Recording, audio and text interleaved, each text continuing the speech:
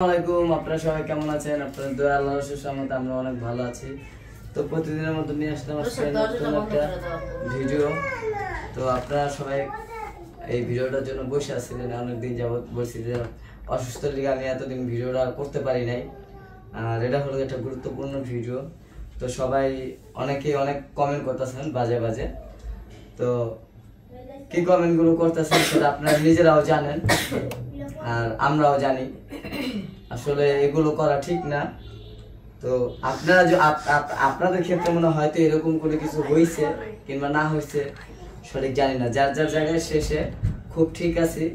আর আপনাদের জায়গায় আপনারা যেমন ঠিক আছেন, আমাদের জায়গাও আমরা ওরকম ঠিক আছি। তো যাই হোক, বোন আমার ব্যথা আমারই, আর মার মেয়ে ব্যথা মারই, আরেকজনের না। তো যার বেশি ব্যথা হইব মারছেন, মাসির যদি বেশি দরদ হয় তো সে হইবে ডাইনি। এটা তো মানে মুরব্বীদের কথা, কি মান এটা হলো মানে মুরব্বীদের যে কথাটা, এটাই হলো আমি আপনাদের বললাম।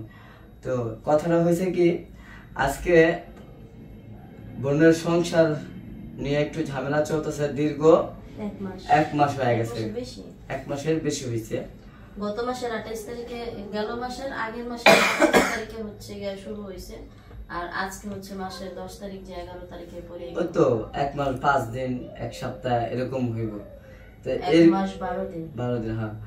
তো এর ভিতরে মানে আমাদের কি দেখছেন, আমরা কয়টা ভিডিও ছাড়ছি যে বোনের সংসার ভাঙিয়ে গেছে কি কারণে, আমরা বোনকে কি লিগা দিতাছি না, এরকম ধরনের কোনো ভিডিও করে না। কিন্তু আমার বোন রাজার কাছে যাওয়ার লিগা সুইসাইড করতেছে, করছে এরকম কোনো ভিডিওই করে নাই। সবকিছু তারাই করছে, শুরু তারা করবে, শেষও তারাই করবে। যেহেতু আমরা শুরুতেও ছিলাম না আর শেষেও থাকবো না। তো এটা তো আপনারা বুঝে গেছেন যে যদি শুরু করে শেষ করেই করতে হবে, অন্য কেউ করতে পারবে না। আর অনেকেই বলছেন যে আপনি কেন আপনার বোনরে আপনারা ঘরে রাখছেন, আমার ঘরে কেন রাখছি? আমার বোন, আমি তো আমার বোনরা ফালাই দেবো না। তো আপনারা যারা যারা আমার যে কমেন্ট করছেন, অবশ্যই তারা তাদের বোনরে ফালাই দিয়েছেন, এই কারণে আমার এই কমেন্টটা করছেন। আমার তো আর 10টা আর 5টা বোন না, একটা বোন। তো আমি আমার বোনরে শুরুতে বলছিলাম যে ও কোন কোয়ালিটির, সেটাও আমি আমার বোনরে বলছিলাম যে ও আসলে ওর ফ্যামিলি কিরকম, ও কিরকম, সব কিছু আমি ভাঙ্গা দিছি।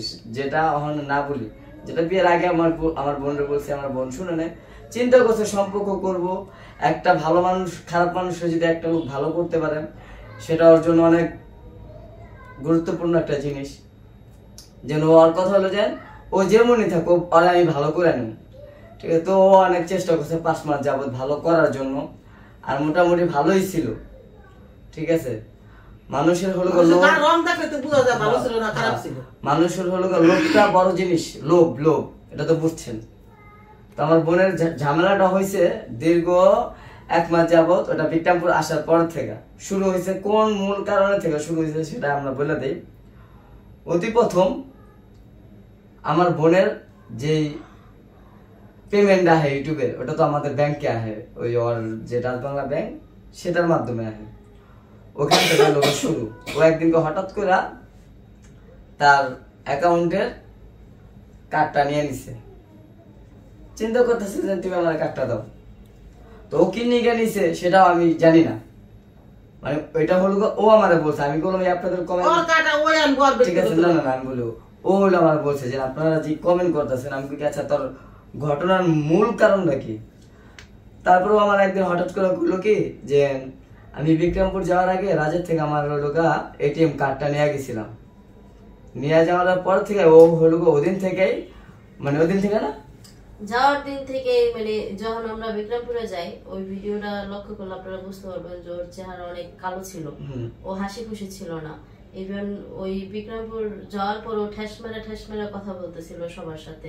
মানে হয় না যে প্রথমবার ফুফু শ্বশুর বাড়িতে গেছে, একটা আন্তরিকতা, ওই আন্তরিকতা দেখায় নেই, যেটা পাবনা যাইয়া দেখাইছে। বা শরীয়তপুর যখন আমরা গেছি তখন দেখছিল কিন্তু সবার সাথে অনেক আন্তরিক ভাবে ব্যবহার করছে না মেমের বিয়েতে যায়। কিন্তু বিক্রমপুরে এটা হয় না, কারণ ওই টাইমে কোনো সবকিছু ওই সময় হচ্ছে গিয়া বিক্রমপুর যাওয়ার 2 দিন আগে, ওই দিনও না 2 দিন আগে আমি ওর কাছ থেকে আমার কার্ডটা নিয়ে নিছি। কার্ডটা নিয়ে নেওয়ার রিজন হচ্ছে গিয়া এমনি কোনো রিজন ছিল না। আমি বলছি এখন তো তোমার কার্ডে কোনো কাজ আছে? ও বললো না। আমি বললাম তাহলে কার্ডটা দিয়ে দাও। তো ও তখন কার্ডটা দিয়ে দিছে। তার 2 দিন পরে আমরা বিক্রমপুর যাব। তো আমি হচ্ছে ব্যাংক থেকে টাকা পেলা ওর হাতে 20,000 টাকা দিছি। আমি বললাম যে এই টাকাটা নাও, বিক্রমপুর গেলে তো টাকাটা লাগবে। তো ওর কাছ থেকে আমি কার্ডটা নিছি দেখে ও সেই টাকাটা হাত দিয়ে ধরে নেই, মানে ধরেই নাই। ও কোনো টাকা পয়সা নিবে না। পরে আমি বললাম আচ্ছা ঠিক আছে, নেওয়ার দরকার নেই, আমার সাথে থাকো তাহলেই হবে। তো যাওয়ার সময় অনেক ঝামেলা করছে, তারামি করছে। মাদের তো আমি এক রিক্সায় আগে উঠাই দিছি। তো ও আমি আমার শ্বশুর শাশুড়ি ছিলাম, মানে ও যে কি একটা সিন ক্রিয়েট করছে এই জায়গায় আমি আজও পর্যন্ত আমার মা ভাইয়ের কাছে বলিনি। যাওয়ার সময় রিক্সায় উঠছি, রিক্সা থেকে নামে গেছে, ও যাবে না। পরে হচ্ছে ওর মা হচ্ছে ওর বুঝাইছে, ওর মা আব্বা দুজনে মিলেই বুঝাইছে। বোঝানোর পরে দেন হচ্ছে গিয়া রাজি হয়েছে ঠিকই, কিন্তু মুখটুক অনেক কালো ছিল। তো ওই কালো মুখ নিয়ে গেছে। বিক্রমপুর যাওয়ার পর যে কেনাকাটা গুলা ছিল সেগুলা আমি মেয়ে হয়ে আমি করছি। আমি ওর সাথে রাখছি শুধু এই কারণে, মানে ওরা আমি ডাইকের সাথে রাখছি, ওরা কিন্তু চলে গেছিল। আমি আবার ফোন দিছি ভাইয়ারা যে ভাইয়া ব্যাগ কর, পিছনে আয়, বাজারে আয়, আমি বাজারে আসি, জিনিস মিষ্টি টিষ্টি তো নেওয়া লাগবে। তখন আমি বাজারে যাই, ওগুলো নিছি। ওরা আমি বললাম যে পেমেন্টটা দাও, মানে আমার টাকায় ওর হাতে দিয়েছি যে পেমেন্টটা দাও, ও দিবে না। তারপরে আমার টাকা দিয়ে আমি পেমেন্ট, আমার হাত দিয়ে আমি পেমেন্ট দিলাম। দেওয়ার পরে এখন ওখানে যাই দেখি যে গেট সাজাইছে। এখন গেট সাজাইছে, ওরা তো টাকা আমার হাত থেকে নিবে না, ওরা টাকা নিবে ওর দুলা ভাইয়ের হাত থেকে। তখনও বাধ্যতামূলক আমার হাত থেকে ওই টাকাটা নিছে, নিয়ে পুরো টাকাটাই ওদেরকে দিয়ে দিছে। 500 না 1000 টাকা যেন দিছে, নিছে ওইটাই দিয়ে দিছে আর কি। তো এই মানে ওই সময় হচ্ছে ওর মন খারাপ হয়ে গেছে। তারপর বিক্রমপুরে যায় ঝামেলা হয়েছে। ঝামেলা ওটাই হয়েছে মেন উদ্দেশ্য। ওই যে কার্ড আলাদা বুঝেন, কার্ড নিয়ে গেছে।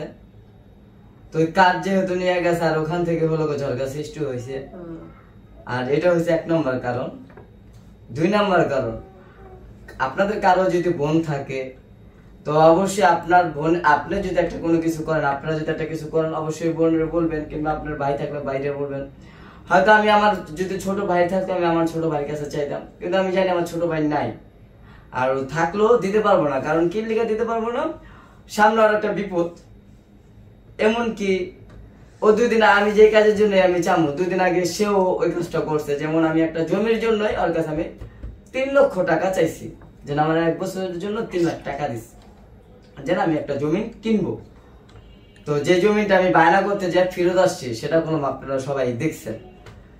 তো চিন্তা করলাম আমার বোন একটা আর বোন জামাইও একটা, সে আমার বন্ধু হোক আর শত্রু হোক, কিন্তু বোন জামাই তো একটাই। গেলাম, ও কইলো যে আমি কইলাম যে 3 লাখ টাকা দিস। প্রথমে 2 লাখ চাইছিলাম, 2 লাখ হলে একটু সমস্যা জায়গায় 3 লাখের পরে নিলাম। তো আমার এরকম একটা জবানবন্দি দিল যে 1 বছরের বেশি জানি 1 সপ্তাহ না যায়। আমি কইছি তুই 1 বছরের ভিতরে আমি তোরা টাকা দেব, কারণ আমাকে একটা ভরসা দিছিল আমার ওই লোক যে আমি আমার মামতো ভাইরা যেন ওরা দিব। আর আমার কথা হলো যে যদি এটা মানে অসন্ত বাবুর সাথে আমাদের সাথে ভালো একটা সম্পর্ক, অহন ভাই দেখা যেন সম্পর্ক নাই তাও না, অহনও সম্পর্ক আছে। মানে ওই টাইমটা হলো বাবু আমাদের পুরা ফ্ল্যাটের ভাড়া দিত, যেটা এখন মা হলো বাবুর থেকে নেয় না, চায় না। তো কি লেখা চায় না সেটাও আমরা সবাই জানি, কারণ ওই যে বললাম যে ওর কাছে তো নাই। ওর কাছে থাকলে অবশ্য এখনো দিত, হ্যাঁ চাইতে হইতো না। তো চিন্তা করলাম যদি 10,000 করে আমি মাসে টাকা রাখা দিই, যে চিন্তা করলাম যে না আমার মারিলে তোমার 1 লাখ থাকতে হতো, 10,000 করে টাকা রাখলে আমার 1 বছরের কথা হয় 1 লাখ টাকা অটোমেটিক এমনিই আসে। আমি আরেকটা কিস্তি উড়াইয়া 2 লাখ টাকা হয়ে যাবো। আর একটা পাওনা যদি 2 লাখ টাকাও আমি দিয়ে দিই, যদি কই যে আমি 2 লাখ টাকা নিলাম, আমি পরে দিব মনে, সেটা পরে কেন হলো মাইনা নিবো, আরো তো আমার আপন বই, তবে তো মাইনা নিবই। ঠিক আছে, এটা হলো আমার চিন্তা ভাবনা। আর এটা হলো অতি প্রথম আমি আলাপ করছি মার লাগে, করছি না মা? হ্যাঁ, সে মা কইলো যে ঠিক আছে তাহলে তুই শারমিন রকম কইছি। শারমিন টাকা দিছে, ওই টাকা নিয়ে জমিন বায়না করতে গেছি, রিটার্ন টাকা নিয়ে আসছি। তোমার নিয়ে গেছে? হ্যাঁ, এমনকি ও গেছিল। ওই যে ওই 3 লাখ টাকা আমার থেকে কেন নাই, কারণ আমার জমিন বায়না হয় নাই না, মানে এইটাও আমাকে ডাইরেক্টলি বলে নাই, যেটা সত্যি কথা যে তুমি কেন টাকাটা রিটার্ন আনতেছো না, ডাইরেক্টলি বলে নাই। মানে তারপরে যখন মানে পরের মাসে যখন পেমেন্টটা আসলো, মানে এই যে 3 লাখ টাকা দিছি আমি তো রিটার্ন নেই, এটা ওর কাছেই আছে। ও আমার বললো যে তাহলে টাকাটা তো ওই বাসায়, হ্যাঁ ওই বাসায় থাক, জমি তো রাখবো, এমন তো জমি রাখবো না, এখন রাখতেছে না, হয়তো 1 সপ্তাহ পরে বা 1 মাস পরে ঘুরেও জমি রাখবো, তখন কি আমি আবার ওরা টাকা দিব নাকি? আর আমার কাছে টাকা আসলে কোনো না কোনো ভাবে খরচ হয়ে যাবে, আমি টাকা রাখতে পারবো না, আমার হাতে টাকা থাকে না। তো এই জন্য হচ্ছে আমি ওর কাছ থেকে ওই টাকাটা নিয়ে নিই। তো পরের মাসে যখন আবার পেমেন্ট আসছে তখন ও আমার বলতেছে যে কি যেন, তখন হচ্ছে যে যেদিন ঝামেলাটা হয় 28 তারিখ, গত মাসের 28 তারিখে যখন ঝামেলাটা হয়, তখন হচ্ছে গিয়া ও আমার বলতেছে যে হয়েছে, তুমি আমাদের বাড়ি থেকে যখন ভাই আমার ফোন দিল, ওর ডাক্তার দেখাইতে যাওয়ার ব্যাপার নিয়ে ফোন দিছে, যে অন্য একটা ডাক্তারের কাছে যাবে, সেই ব্যাপারে আমি ওরে নিয়ে যেতে পারবো কিনা। তো ও আমারে আসার আগেই বলতেছে, প্রথমে ওর মায়ের কইলো যে এখান থেকে আমরা গাজীপুরে কি যেন নাম ওই জায়গায়, নারায়ণগঞ্জ, এখান থেকে আমরা নারায়ণগঞ্জে যাবো গা, তুমি আপারা তাড়াতাড়ি বাসা দেখতে কও, আমি আর এই জায়গায় থাকুম না, এই জায়গায় থাকলে ঘন ঘন বাপের বাড়িতে যাইবো, মানে এক একজনে এক এক কথা কইবো, আমি এই সুযোগই আমি আর দিব না রে। হ্যাঁ, তো ও পর আমি হাস্যকর ভাবে নিছি যে মজা করতেছে আমার সাথে। পর আমি বললাম যে সময় কথা বলবে, কেউ কখনো কারোর বিষয় নিয়ে কথা বলতে পারে না, সময় নির্ধারণ করে দেয় কার সাথে কি হবে। হ্যাঁ, আপনি এখন বলতেছেন যে আমারে আমার বাসায় যাইতে দিবেন না, কিছুক্ষণ পর আপনি আমার বাসায় আমার মায়ের ফোন দিয়ে কইবেন যে মা ও তো এখানে ভালো হইতেছে না, আমার বাসায় নিয়েছেন। হয় এটাও সত্যি, মানে ওই বলতেছে, তো আমি এটা ফান মনে করে নিছি। তো আসার সময় আমি যখন আসবো ঠিক তার 1 ঘন্টা আগে আমার মোবাইলে পেমেন্ট ঢুকছে। এটা পেমেন্টটা ঢুকার পরে তখন ও আমার বলতেছে যে তোমার যেহেতু পেমেন্ট ঢুকছে, তার মানে বিলাল ভাইয়েরও পেমেন্ট ঢুকছে, তার মানে বিলাল ভাই জানে যে তুমি আর তোমার আজকে পেমেন্ট ঢুকবে বা গতকালকে পেমেন্ট ঢুকছে, কেউ জানে। আমি তোমার একটা কথা বলি, শোনো শারমিন, একটা কথা বলি, তোমার ফিউচার আছে, তোমার আছে, তুমি কিন্তু মানে সব সময় মানুষের বিলায় বেড়ায় না। তখন আমি বললাম আপনি আমার হঠাৎ এই কথা বললেন, আপনার কি মনে হইতেছে আমার মা ভাই আমার টাকার জন্য ফোন দিছে, তাদের টাকা লাগবে এই জন্য ফোন দিছে? হইতেই পারে, এটা বলতেছে, হইতেই পারে। ওরা বলে আচ্ছা ঠিক আছে, হোক না হোক আমি যাইয়া দেখি, গেলেই তো বুঝবো, না যাওয়ার আগ মুহূর্ত পর্যন্ত তার বুঝবো না। পরে আমি বাসায় আসলাম, আসার পরে দেখলাম যে এই ঘটনা, ভাইয়া ডাক্তারের কাছে যাবে, আমি যাইতে পারবো কিনা সেটা। তো ওরে যে যাইতে যাইতে আমি বললাম, ও আমার জিজ্ঞেস করতেছে, তোমার বাসায় আসে না, আমার যাইতে জিজ্ঞেস করতেছে যে কেন ফোন দিছে তোমাকে। তো আমি বললাম যে এমন এমন ভাইয়া তো আরেকটা ডাক্তারের কাছে যাইবো, এখন আমার জিজ্ঞেস করতেছে যে আমি ওর সাথে যাইতে পারবো কিনা, যেহেতু আমাদের বাসার মেডিকেলের সমস্ত কাজগুলো আমিই দেখি, তো এই জন্য আমার জিজ্ঞেস করছে যে আমি যাইতে পারবো কিনা। তো আমি আমার বললো তুমি কি বলছো? আমি বললাম যে আমি বলছি যে আমি বাসায় যাই, রাজের সাথে কথা বলি, দেখি রাজ কি বলে, রাজ যাইতে বললে আমি যাব। এখন রাজা আমার বলতেছে আমি যদি তোমার যাইতে বারণ করি তাহলে কি তুমি যাবা না? ওরা আমি বললাম কি আমি জানি তুমি বারণ করবা না। এই কথাটা আমি কেন বলছি, যাতে আমার ফ্যামিলিতে আমি এই কথাটা বলছি এই কারণে যাতে রাজের সম্মানটা থাকে। আমি যে মানে রাজ যে আমার হাজবেন্ড যেমনই হোক, ও যে আমার হাজবেন্ড, ওর মূল্যায়নটা যেন আমার বাপের বাড়িতে থাকে, এই জন্য আমি আমার বাপের বাড়ির মানুষের বলছি যে আমি রাজের কাছে জিজ্ঞেস করে নি, রাজ আমাকে যাইতে দিলে আমি যাবো। আর রাজের আমি ওই কথা বলছি এই জন্য ও যাতে আমার ফ্যামিলির ছোট ভাবে না দেখে বা ওর কাছে যেন খারাপ না লাগে। আমি বলছি যে আমি তো জানি তুমি আমাকে যাইতে কখনই বারণ করবে না, কারণ তুমি যেহেতু জানো আমার বাপের বাড়ির সমস্ত ডাক্তারি কাজ কাম গুলো আমি দেখি, সেই ক্ষেত্রে তোমার তো আমাকে না করার কোনো প্রশ্নই আসে না। না করবা কেন তুমি? তোমার তো না করার কোনো প্রয়োজন নাই। এমন তো না যে আমি বাসায় কোনো ইম্পর্টেন্ট কাজ করতেছি এই জন্য তুমি আমার না করবা, বা আমি অসুস্থ এই জন্য না করবো, ওরকম কোনো রিজন নাই তো, না কেন করবা? কেন যদি না করি, আমাকে যদির কথা না করার তো কোনো প্রশ্নই আসে না, না করার দরকারটা কি?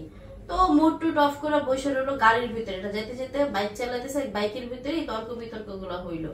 তা হওয়ার পরে আমার শ্বশুর বাড়িতে আমি গেলাম, যাওয়ার পরে আমার শ্বশুরের অবস্থা, ও আমার শ্বশুরের সাথে শাশুড়ির সাথে অনেক খারাপ ব্যবহার করছে। এটা তো অনেক পরে, কিন্তু তারপরে হচ্ছে ওই যে হলো কার্ড নিয়ে গেছে 1 নাম্বার, আর 2 নাম্বার হলো যে আমার 3 লাখ টাকা দিছে। ঠিক আছে, এই হয়েছে মেন সূত্রপাত, মানে ঝগড়ার সংসারের অশান্তি। এর আগেও মারছে, মানে আমার সর্বপ্রথম মারছে হচ্ছে আমার বিয়ের 1.5 মাসের মাথায়। আমার বিয়ের 1.5 মাসের মাথায় সর্বপ্রথম আমাকে গলায় টিপ দিছে, মানে এমন ভাবে, ও সেদিন ওর মা উপস্থিত ছিল, এমন ভাবে চাপ দিছে সেটা মনে করেন যে আমার চোখ টোক লাল হয়ে গেছে, হয়তো বা আর 30 সেকেন্ডের মতো যদি ধরে রাখতো হয়তো বা শেষ হয়ে যেতাম এখানে। তো আমার আবার একটা অভ্যাস আছে, আমার যদি কেউ মারে আমি চুপচাপ থাকি, আমি কোনো শাউট করি না, সেটা মারুক বা গালাগালি করুক, আমি মুখ দিয়ে কোনো শব্দ উচ্চারণ করি না। মানে আমার হচ্ছে 1 নাম্বার ভয় লাগে, আর 2 নাম্বার হচ্ছে আমি চিল্লাপাল্লা পছন্দ করি না। আমার কথা হচ্ছে যে ঝামেলা কোন সংসারে হয় না, ঝামেলা হয়েছে ঝামেলা করো, বাট সেটার জন্য অত জোরে জোরে বা কথা বলতে হইব কেন? কিন্তু আমরা যে আমার ফ্যামিলিতে আমার মা, আমি, আমার ভাইরা আস্তে কথা বলতে অনেক জোরে শোনা যায়। এটা আমাদের এত কিছু জানি না শুন না, তো আপনারা কি চাইতেন যে আপনার বোন একটা অশান্তির ভিতরে থাক?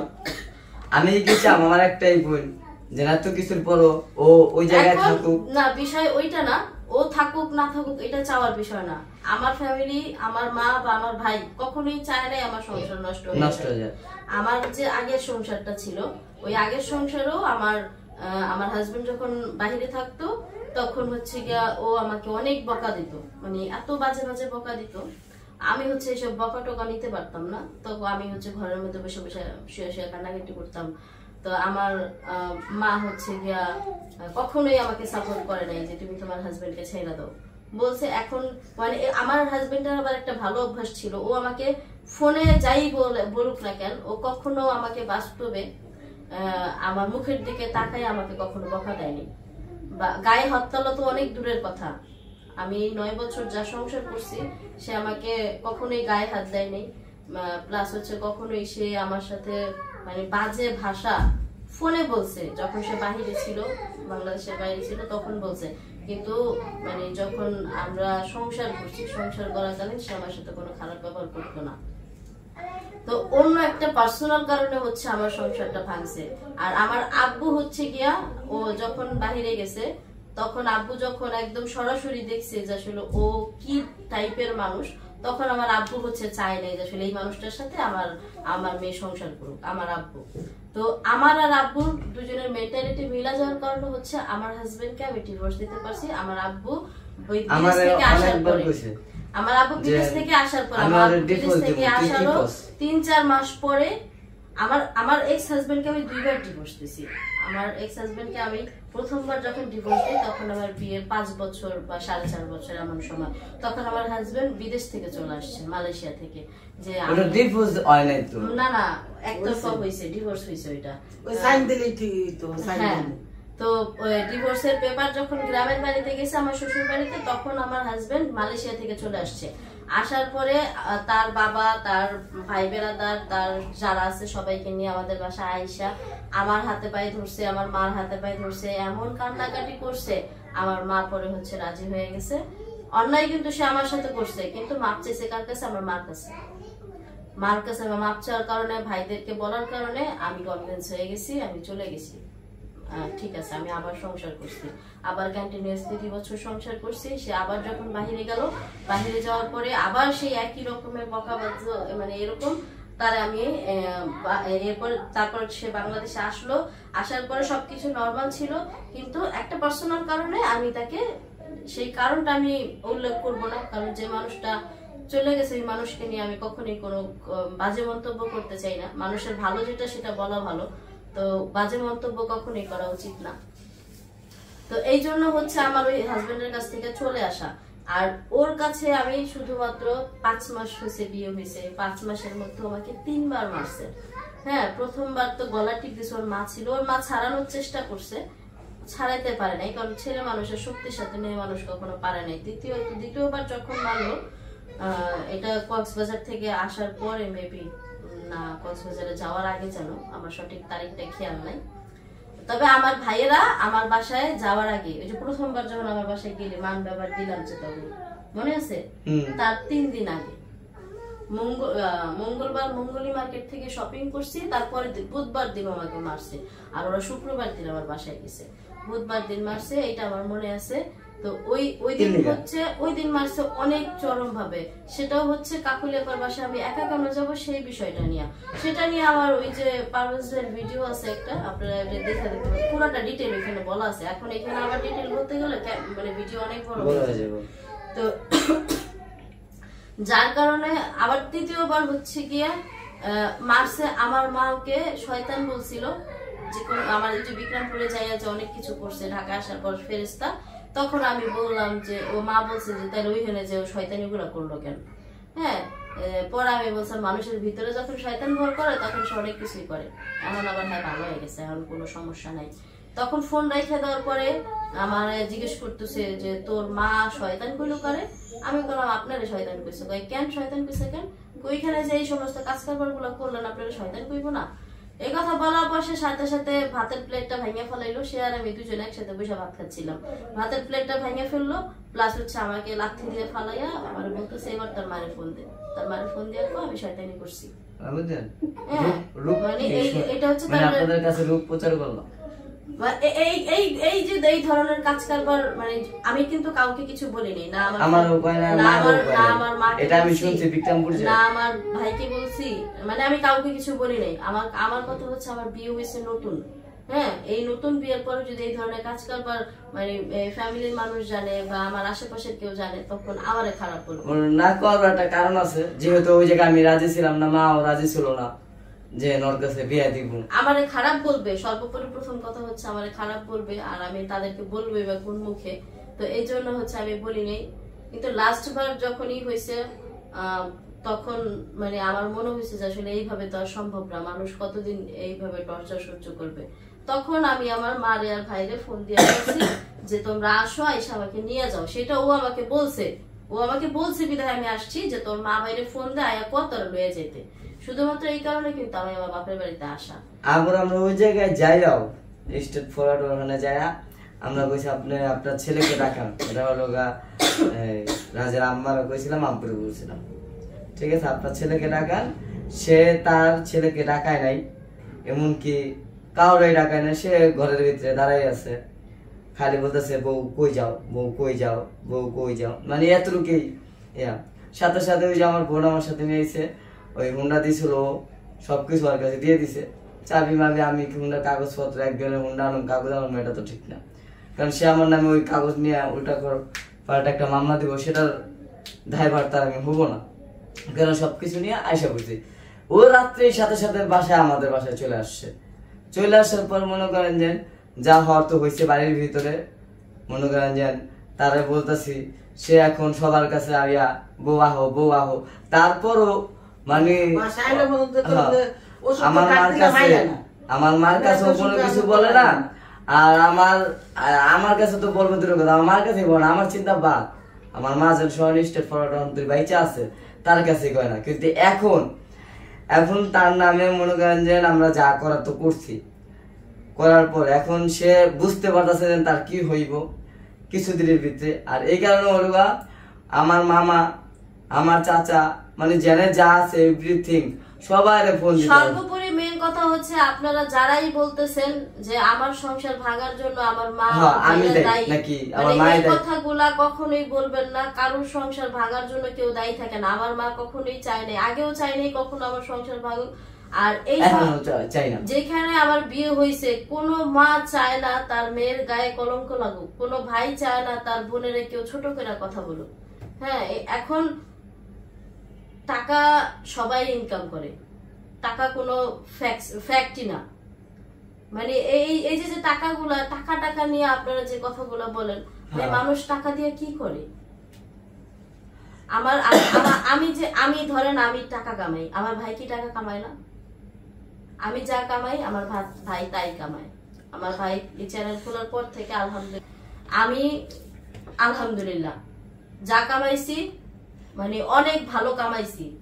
তার মানে এই না যে আমার ভাই আমারটা লোভ করে। আমার বিয়ের পর থেকে আমি আজ পর্যন্ত আমার ভাইকে একটা প্যান্টও কিনে দিইনি। কেন দিইনি? আমার তো টাকা আছে, দিলাম না কেন? আমার ভাই চাইলেই তো আমি দিতাম, আমার ভাই আমার কাছে চায় নাই কেন? এই যে ফার্নিচার নিয়ে কথা বলছে, হ্যাঁ, কারণ আমার ভাইয়ের কোনো লোভ নেই। এই যে লোভ বিষয়গুলো বলেন, এটা আমাদের ফ্যামিলিতে কারোর নাই, কারোর এই লোভ লালসা গুলা নাই। তো অন্য কারোর কথা আমি বলবো না, আমি শুধু এতটুকু বললাম।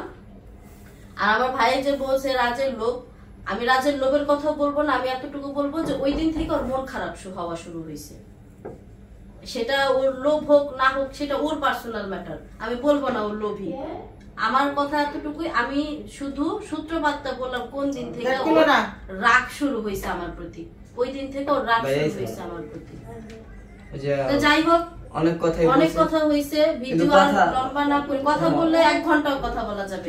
এটা এমন একটা বিষয়, এটা এমন একটা বিষয়, এমন একটা সমস্যা। আমার বড় ভাই আসছে, কারণ মোটামুটি তো আপনারা সবাই ক্লিয়ার হয়েছেন যে আসলে আমার বোনের সংসারের পিছনে আমার মাও দেয় নাই, আমিও দেয় নাই। আর এই যে আইসে হয়তো ওর পিছনে 10 টাকা খরচ করছে, কিন্তু কি জানেন কই নাই যে বোন এই টাকা খরচ করছে, কারণ কি কইলে কষ্ট পাইবো, এই কারণে হইলো কই নাই। আর না করার কারণ বোন তো আমার, আজকে ওর কাছে 10 টাকা খরচ করুন, কালকে আমি বিপদে পড়বো, আমার পিছনে 10 টাকা খরচ হবে। এমনকি আমার পিছনে অনেকটাই খরচ করছে আমার ডাক্তারের পিছনে, সেটা তো আর আপনারা জানেন, এটি তো আর বলতে হইব না। অনেক টাকা খরচ করছে, মানে এরা কারোর কয়া বোঝা যাইব না। তারপর ওই যে জমিনের জন্য টাকা চাইছে, সেটাও দিছে। তাহলে আমি তো আর আমার বোনের লগে হিসাব ওইটা না। যেদিনকে ওই লোক আইছে, আমি বলি আপনাদেরকে আমি সবসময় বলে রাখি, যারা বলেন মামা করলে জীবনে কোনোদিন বাপের বাড়ির সংসার করতে পারবি, সরি স্বামীর সংসার করতে পারবি না, ভাই যদি মার জন্য স্বামীর সংসার ছেড়ে দেওয়া লাগে সমস্যা নাই। মা যদি, যে মা আমার জন্ম দিছে, আমার মা জীবনে যে কষ্ট করছে, সেই মা অন্য প্রত্যেকটা মাই কষ্ট করে, কিন্তু আমার মার কষ্ট আমরা নিজের চোখে দেখছি। এখন তার জন্য যদি অন্য একটা পুরুষরা ছেড়ে দিতে হয়, আমার তাতে কোনো আক্ষেপ নাই। আমি আমার মার জন্য এরকম 10টা পুরুষও ছাড়তে পারি, এমন না যে অনেক আহামরি ভালোবাসা দিছে। আমি কষ্ট সহ্য করে সংসার করতে চেয়েছি, সেই সংসার আমার কিসমতে নাই, দেখা হয়নি। সংসার এখন যে ভেঙে গেছে এরকম না, হ্যাঁ হয়তো ভাঙবে, বা এখনো আমরা অফিসিয়ালি কিছু করি নাই। যদি কিসমতে না থাকে সংসার হবে না। আমি কিন্তু আমার ভাইয়ের জন্য কিছু করি নাই। আপনারা কখনোই আমার মা ভাইয়ের দোষ দিবেন না। প্রত্যেকটা মানুষের আলাদা আলাদা সমস্যা থাকে, যে সমস্যাগুলা যে ফেস করে সে বুঝে, দ্বিতীয় কেউ বুঝবে না। আমি ফেস করছি, আমি বুঝতেছি, যে ফেস করছেন সে বুঝবেন, দ্বিতীয় কেউ বুঝবেন না। সুতরাং কাউরে ব্লেম করার প্রয়োজন নাই। ব্লেম জিনিসটা খুবই খারাপ। আপনি যে কাজটা না করবেন, সেই কাজটা যখন আপনার উপরে চাপাই দেওয়া হবে, তখন এইটার থেকে মারাত্মক আঘাত মনে হয় যে জুতা দিয়ে বাড়ি দিলেও এত কষ্ট লাগে না, কিন্তু না বলা কথাটা যখন ঘাড়ের উপরে চাপাই দেয়, তখন তার থেকে বেশি কষ্ট লাগে।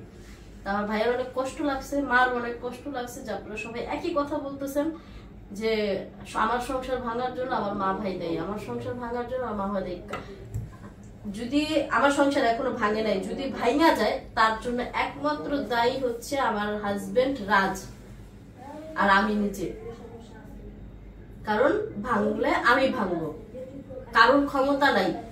এই বিচার আচার যা হয়েছে, বিচারক রাইসা সব আমার কাছে জিজ্ঞেস করছে, কারণ আমি একটা অ্যাডাল্ট মাইয়া। এই বিচারের মধ্যে আমার মারও কোনো কথা ছিল না, আমার ভাইয়েরও কোনো কথা ছিল না, কেউ কোনো কথা বলে নাই। যা বলছি সব আমি বলছি। আমরা যে জিজ্ঞাসা তোমাদের মতামত কেমন কইছে, আমার বোন যদি সংসার করে তাহলে যাইতে পারবে, এটা নিয়ে কোনো টেনশন নাই। ও যদি কোনো সংসার করবে সেটাও সম্ভব, যদি কয়েছেন না এটা ওর ব্যক্তিগত ব্যাপার, ওর উপরে ডিসিশন। কারণ ও সব বুঝে, ওর নিজের ভালো বুঝে, নিজের খারাপটাও বুঝে, সবকিছুই বুঝে। তো সবকিছু বুঝে দেখে ওর উপরে আমরা ডিপেন্ড ছেড়ে দিছি, যেটা যা করবো করবো। হয়তো কি ওর পরিস্থিতির শিকার আমরা হয়তো কি একটু দৌড়াদৌড়ি হইতেছে, এটাই, এছাড়া অন্য কিছুই না। আর বোন হিসাবে এটা করতেই হইব। আমার লোকও দৌড়াদৌড়ি করবো, আমি ওর লোকে দৌড়াদৌড়ি করবো। আর বাবু থাকলেও করতো, যেহেতু বাবুর একটা সমস্যা হইতেছে, এই কারণে বাবু আইতেও পারতেছে না, যাইতেও পারতেছে না। তো অনেক কথাই বলছি, কথার মাঝে ভুলতে সবাই ক্ষমা দৃষ্টিতে দেখবেন। আর আজকের মতো হলো আমরা বিদায় নিচ্ছি। মোটামুটি সবাই ভালো থাকবেন, সুস্থ থাকবেন। সবার থেকে বিদায় নিই, আল্লাহ হাফেজ।